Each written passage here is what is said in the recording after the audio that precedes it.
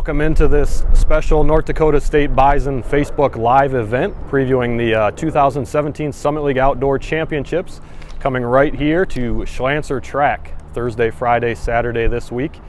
We're joined by the head coaches of the Bison track and field teams, Don Larson, our men's head coach, and Stevie Keller, our women's head coach.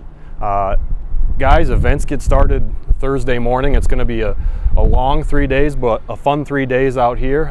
Lars, those throwing events get started right away on Thursday, and what Justin St. Clair has done with this program and the guys he's developed, you know, the past few years you've really had a good cushion after that first day in the team race. If you could just talk about what that means to the team when they can come through that first day after the hammer and the javelin, see some of those strong performances and see the team points start piling up. Well, obviously, you know, key in any athletic event and stuff is momentum, and you know, Justin and his throws crew have, you know, certainly continued to develop the last couple of years. We've talked earlier about, you know, records being broken and kids being at their season's best or lifetime best at this point in time in the season and things. And it's, you know, it's certainly that the throws are going to be a key, you know, to our success, and with in addition to, you know, a lot of other individual events as well. So, Stevie, I know one athlete in particular that a lot of people will be excited to see compete this weekend is Rose Jackson, the senior from Wilmer. What she did at the indoor meet was really kind of unheard of, to score almost 40 team points by herself, walk away with 4 gold medals.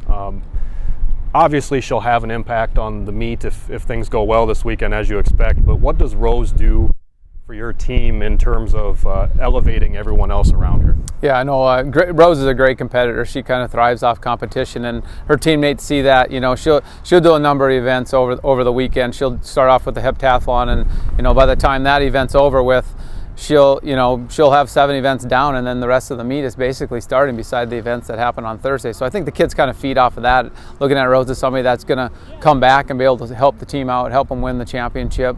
You know, she's a competitor, and she brings out the best in everybody around her, and she's a team player, supports everybody on the team. I know I'm excited to see Rose compete this weekend. Another one I'm really looking forward to, Lars, just tied the school record last weekend at the Dakota Relays down in Sioux Falls.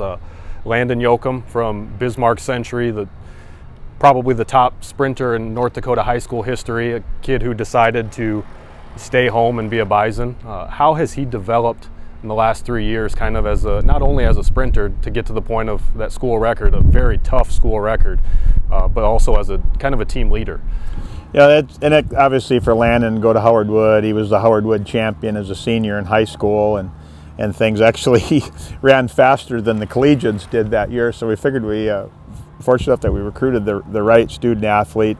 You know, Landon brings a great amount of talent to the team.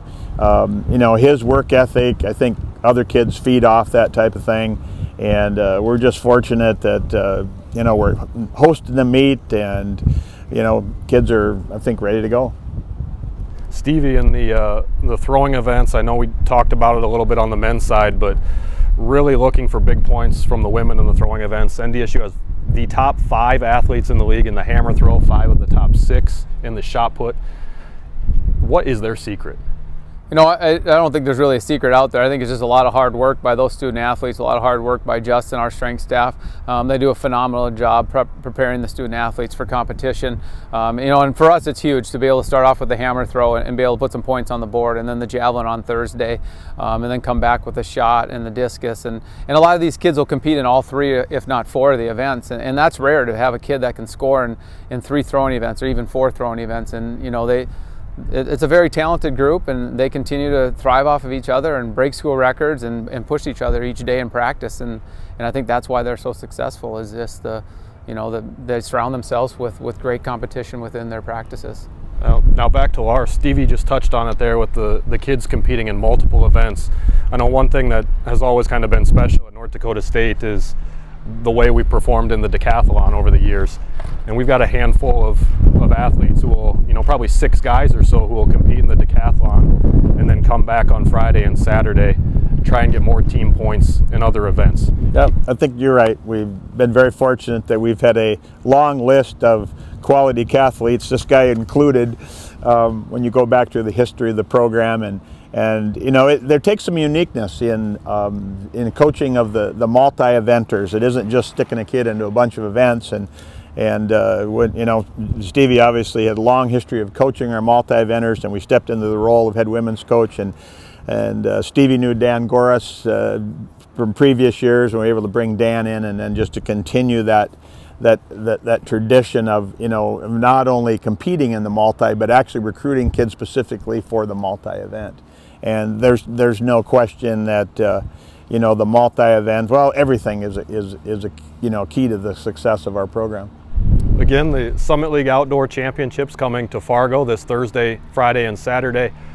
Kind of serving, Stevie, as a little bit of a senior day or a farewell for all the seniors on the women's and men's teams. And I know our women's team is really kind of loaded with a lot of talented seniors this year. Ladies like Morgan Milbrath, Amy Andrushko, Caitlin Weimerskirk.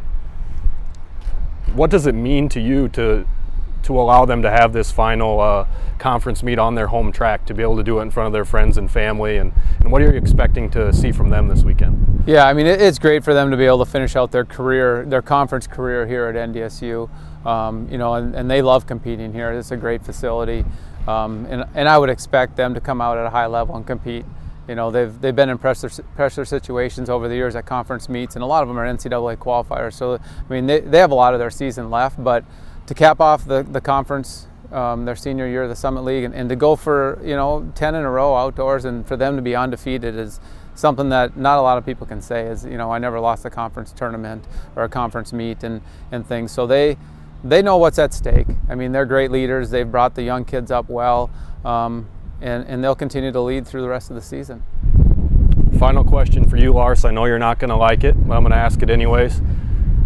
You've had 37 outdoor meets as the head coach here. You've won 32 of them. How do you create that legacy?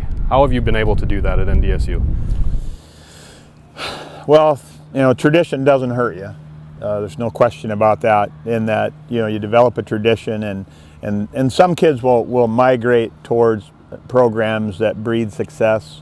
But you know, you look back through the people that we've had in the program, and I don't mean just the student athletes. I mean the coaching staff in particular, back from some of the old days. You know, guys like Mark Waldera as an example, and the current staff and things. It just, you know, for me, it's a pleasure to be around these guys. I'll be very honest. I think they're very tolerant of a geriatric and things, and you know, we're all uniquely different, and I think everybody brings some different part of expertise and things to that.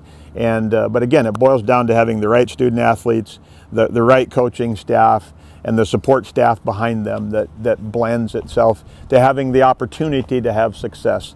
You know, the thing in athletics, there's no guarantees and things like that and stuff. The main thing is you line up and compete, and whatever happens, happens. And Stevie, final question for you. You know, we've won 10 straight indoor titles, going for 10 straight in a row, outdoors on the women's side. What are those expectations like? Do you address those with your team? Do they talk about pressure or carrying on that legacy? I mean, if things go right this weekend, you could have 20 straight conference championships in the Summit League. Yeah, I mean, it's something obviously we touch base on at the beginning of the year. Our goal is to win the Summit League championship year in and year out. Something we don't talk about every week. We don't put a lot of pressure on them. I think the pressure's there. I think that carrying on that tradition and that target on your back when you continue to win gets bigger and bigger.